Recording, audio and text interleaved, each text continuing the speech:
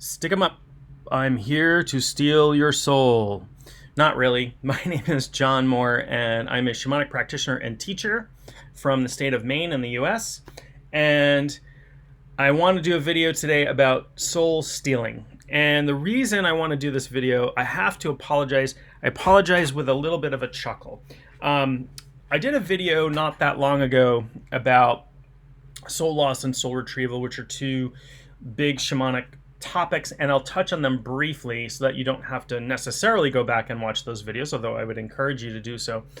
And I mentioned soul stealing. I mentioned how soul loss can occur, and one of the ways that can occur is soul stealing, which is when somebody takes a bit of your soul essence with them and hangs on to it. And because I live in this shamanic world, it didn't cross my mind that, hey, that might have been a really scary thing for me to say for some people. Some people hear soul stealing, and there was a couple of people reacted to this. Oh my God, how can this happen? Don't I have helping spirits who are protecting me? How do I counter this? So I want to get into that, and I said I would, I went back and forth talking to somebody who had some questions about it, and made me think that this would be a good topic for me to do an entire video about, and I will. And this is it. So soul stealing, I know, it sounds really scary, and most of the time it is not. And so most of the time we are unaware of it. And it's a little bit like, I read one time that there are more bacteria cells on the surface of your skin than you have cells inside your body.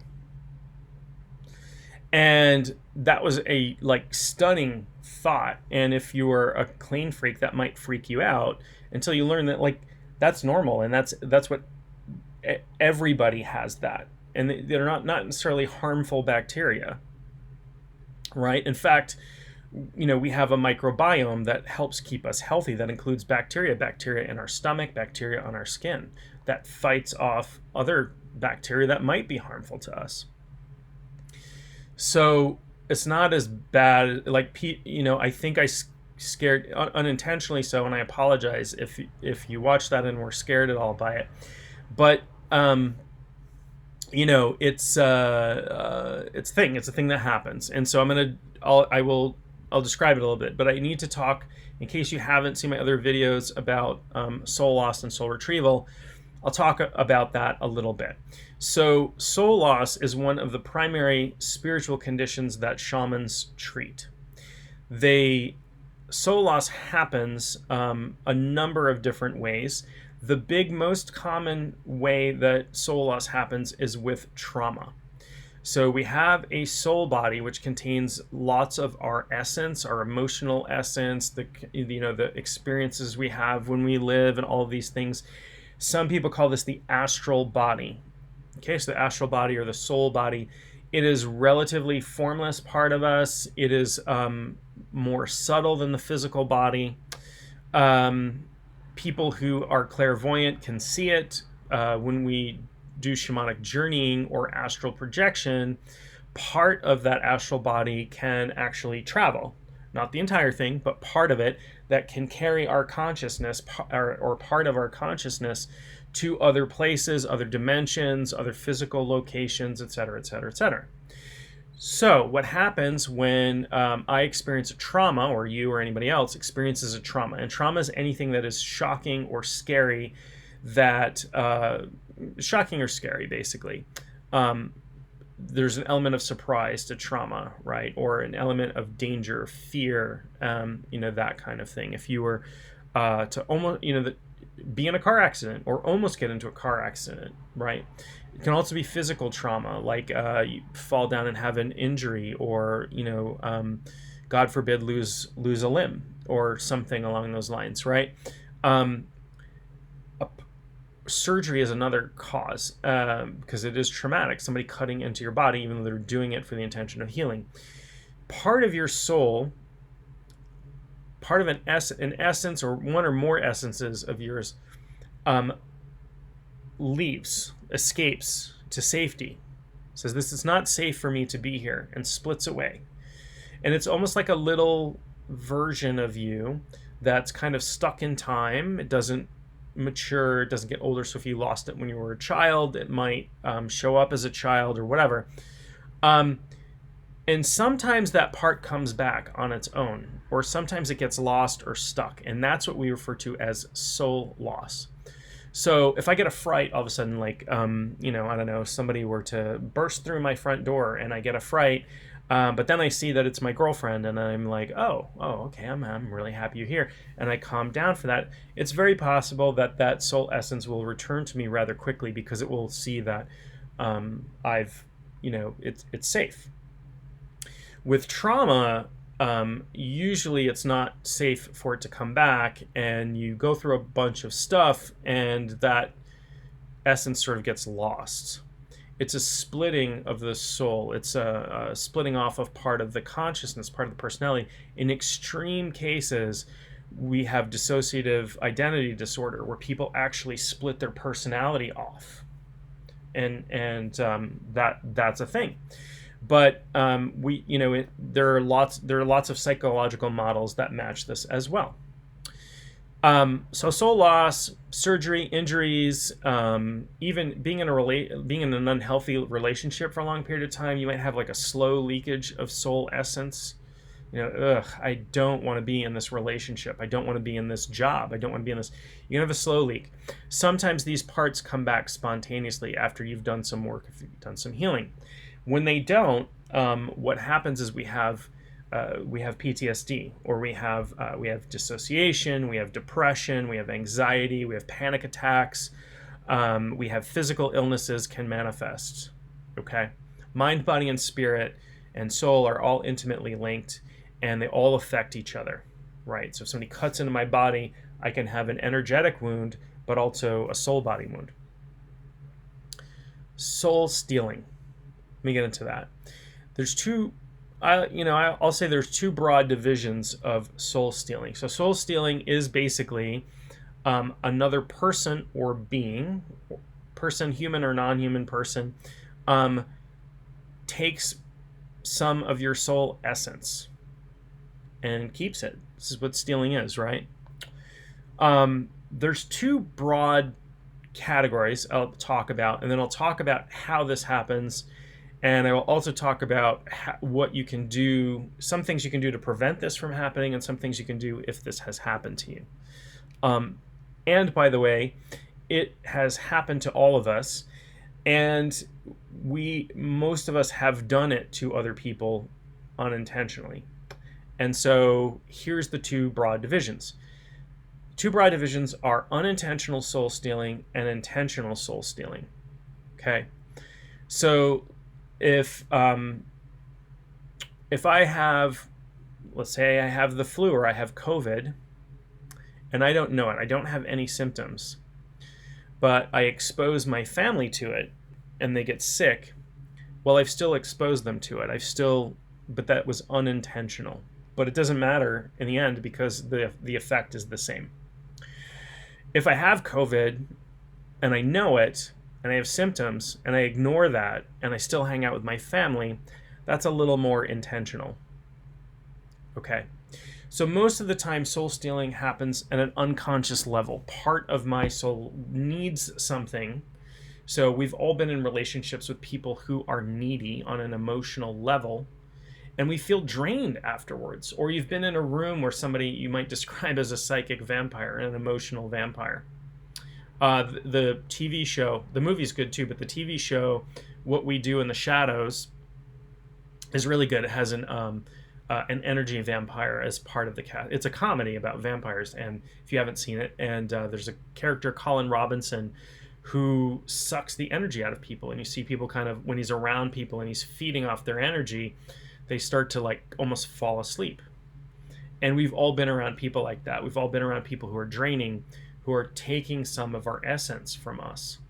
Now, sometimes this returns to us quickly, sometimes it does not. right? So there are people who do this intentionally and who are conscious of it and know what they're doing.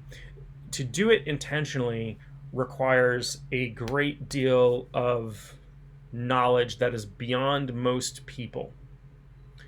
Most people do not, set out to intentionally steal somebody's essence. But it does happen, but it's not all that common, right?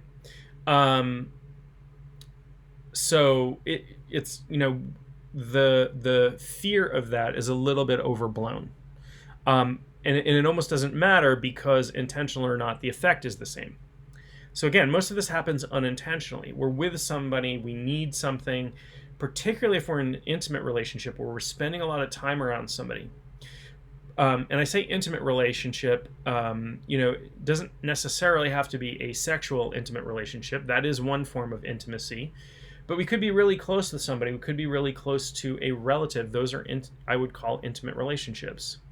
And, those people can sometimes be grasping, needy, can take things from us, and we can feel drained by them. There is a certain amount of soul stealing that goes on there. The other aspect is, if people can do this unintentionally, that includes ourselves. That means we can be doing this to other people as well. And we should do knowing this, we should do what we can to not do that with people. So let me give you, I want to leave with a little bit of practical advice, what we can do about it, what we can do to prevent it. So prevention is easiest, right? So brushing your teeth is way easier than having dental work done, right? Prevention, an ounce of prevention is worth a pound of cure. Ben Franklin said that, right? So prevention is easiest. And the best way to prevent this is, the most important thing you can do is to have healthy boundaries with people. So many of us don't have healthy boundaries. So this includes physical boundaries, emotional boundaries, energetic boundaries.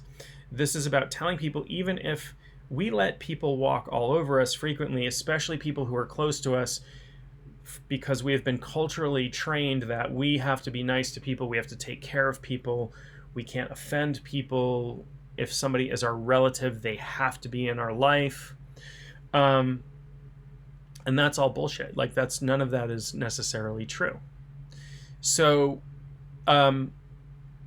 it's important to understand that if you don't have good boundaries, you're not taking care of yourself. And boundaries are really about what sort of things you'll accept from people and what sort of things you will not, and what sort of things you'll give to people and what sort of things you will not. They're things that separate you and I. If we don't have good, healthy separation, we can steal parts of each other's souls, and ultimately that's not healthy. So if any sort of codependent relationship, any sort of abusive relationship, all of these things can entail soul stealing and be very, very unhealthy, spiritually, mentally, emotionally, physically, can lead to physical health problems. We know that trauma can lead to physical health problems. So that's one thing, having really important boundaries, and learning to have spiritual boundaries. That requires some training, but there's lots of things you can do. There's a really good book called The Empath Survival Guide. There are courses and books on psychic self-defense, spiritual self-defense, doing banishings, clearing, smudging yourself. All of these things are very good things that you can do to set up good psycho-spiritual boundaries with people. That's the most important thing you can do prevention-wise. Okay, keep your energy system clear. Understand what's going on with your energy system. Okay, and this requires self-work, requires meditation, energy work. I'm not recommending that everybody learn how to learn shamanism. It's not a path for everybody. But if you're so inclined, shamanism has some great tools there. What can we do about it if we suspect this has been happening to us? I'd be a little worried about self-diagnosis here, right? It's a little bit like people who look up stuff on WebMD. And now I remember I was in college. I was in college a long time ago, before the internet, before WebMD, And there was a young woman who lived in my dorm, and she had had a problem with bad breath or something, and her boyfriend was like, "Wow, you've got bad breath. Can you do something about that?" I don't know. I don't know what the conversation was. So I don't know, hypochondriac or whatever. She went to the library, got some medical book out, and went through, and found out that bad breath was a symptom of throat cancer. So she thought she had nasopharyngeal cancer, which is very, very rare unless somebody's a smoker. She was not a smoker. She ran to her doctor. Her doctor gave her a quick exam and said, go have your teeth cleaned. So be careful about self-diagnosis because it does require a level of expertise. If you have symptoms of soul loss, depression, anxiety, PTSD symptoms, dissociation, if you have been in unhealthy relationships, if you have had trauma, all kinds of things, and you're having some result from that, some effect that is undesired, it would be a good idea to seek out somebody who is a professional who can diagnose you. And shamans are really the pros at this. They've been doing this for thousands and thousands and thousands of years, maybe hundreds of thousands of years, before we had records of anything. But shamans are really the experts in soul loss, soul retrieval stuff. You can do talk therapy can be helpful, and any sort of therapeutic stuff you can do can certainly be helpful. And if you do enough work on yourself, sometimes these parts come back spontaneously. But most people need soul retrieval. And by most, I mean pretty much everybody. And I include myself in that. I have had lots of soul retrievals done. And, we'll probably need more in the future. And, you really want to seek out somebody who has some expertise in this. This is not something that you can watch a YouTube video on and learn. You cannot learn soul retrieval. Soul retrieval is very specialized training. Even I went through apprenticeship and all kinds of specialized training, and then I had to do specialized training in soul retrieval before I would even start to think about seeing clients.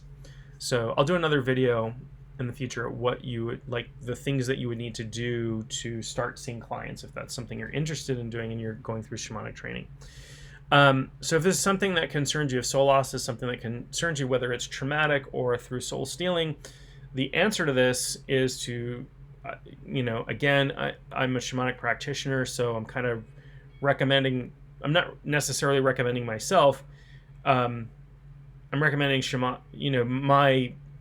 my understanding of this is that there's nobody better suited to this than somebody who has specific training in soul retrieval.